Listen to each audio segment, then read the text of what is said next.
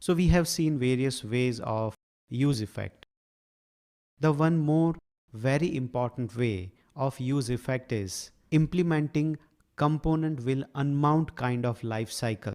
With class-based components, we had component will unmount.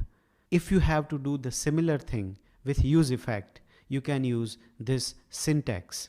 The function with a return statement can contain the cleanup code. Let's practically try to understand. And to understand this, I have created a kind of structure where there is an app.js. Inside this, I'm going to put a button. I'll say button. This is going to be a toggle button. So it is going to show or hide a component. The component is going to show the X and Y coordinates whenever I move the mouse. Here is the component, the show XY, and I have not yet written anything inside that. So first of all, let me just type some code here. In this, I'm going to take a string which is going to contain the X and Y, and there will be, let's say, change XY. This is going to be the setter method. And here I'm going to take the use state, and the first thing I want is 0, 0. And inside this division, we are going to have an h1, and with this we are displaying the X and Y. The next thing is we go back to app.js, and first of all, let me straight away display the show XY component and check whether we are getting it or not. Let me correct this. It is the state which we want to display. So here we have now 0, 0. X and Y we are planning to display. But before that, we will add the use effect here, and there are multiple reasons. Here I want that when I click on this toggle button, I want to show and hide the component. That means I'm going to unload the component also. It's going to be conditional rendering. So how do we do that? Let me take another state here, which I will say show data or show XY, whatever we name it, and change state is the method for it. In the beginning, it is going to be true. So I want that when the app.js is loaded, first time the show XY component should also be displayed. Then when I click on the button, at that time, we want to change the state. So I'll say change state, and you already know now that we can toggle it using an exclamation sign. So now the show data, if it is true, then it will show the show XY, otherwise it will not. Next thing, I want to have a condition here. So we can use a ternary operator. Because I want to use JavaScript, I'm going to open the curly brackets here and close it here. Of course, I can put an if condition also, but the easier way is that if the show data is true, then I want to show XY. Otherwise, let's say I want to display an H1 saying that no data to display. That's it. And because we are passing parameter here, I'm going to add a function. Now let's see the output. I'll just refresh it first.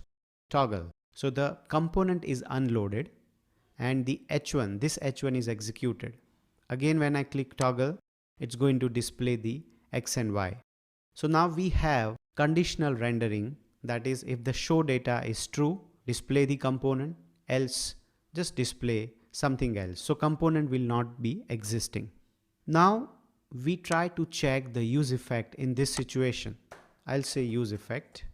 We have already seen that when the component is re-rendered, the use effect is called. So here I just want to display console log and display a message also that use effect called. Now let me also add the syntax which I was talking about. So I'll say return and the arrow function, and I add another console log saying cleanup code. That's it. Now I will refresh. Now you see that the use effect is called. That means this section is called, but not this one. This will be called when the component is unloaded, like this. You see, it displays no data here and the cleanup code console log is executed. Again, when I show it, it's the use effect which is getting called. That is this one. Again, I just click on toggle and it says cleanup code. So now you should get the idea that when I try to unload the component, At that time, if I want to execute something, I can use this syntax.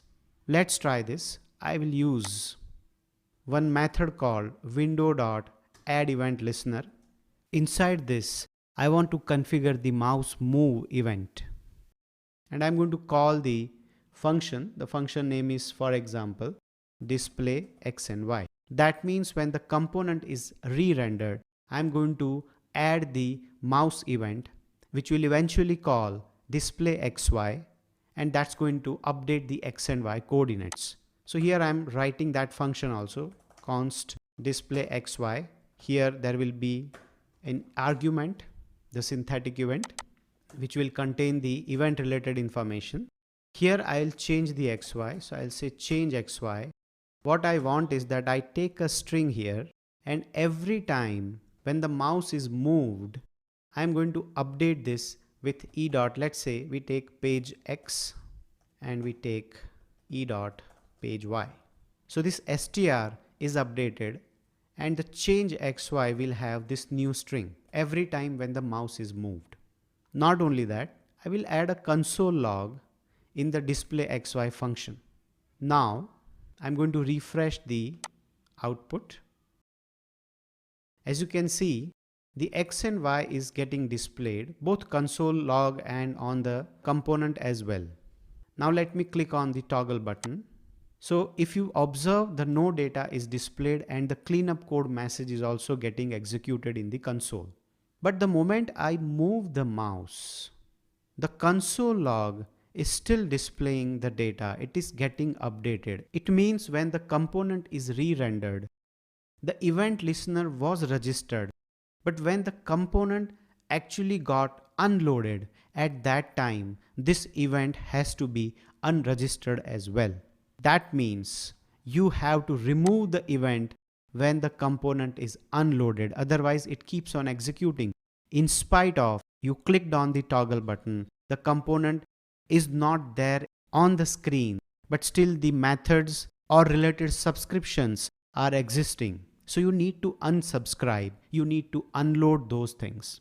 So here in this return, I'm going to say window.remove event listener. The event you want to remove is the mouse move event. And of course, the method which you are already calling is display xy. Now let's refresh the page. We have the event getting fired. Now I click on the toggle.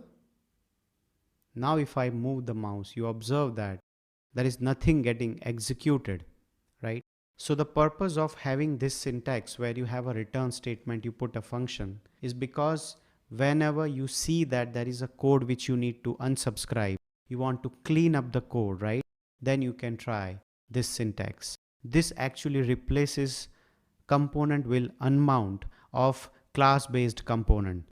If you wish to implement the component will unmount of class component inside a functional component with a hook, then you have to use the use effect with a returned function.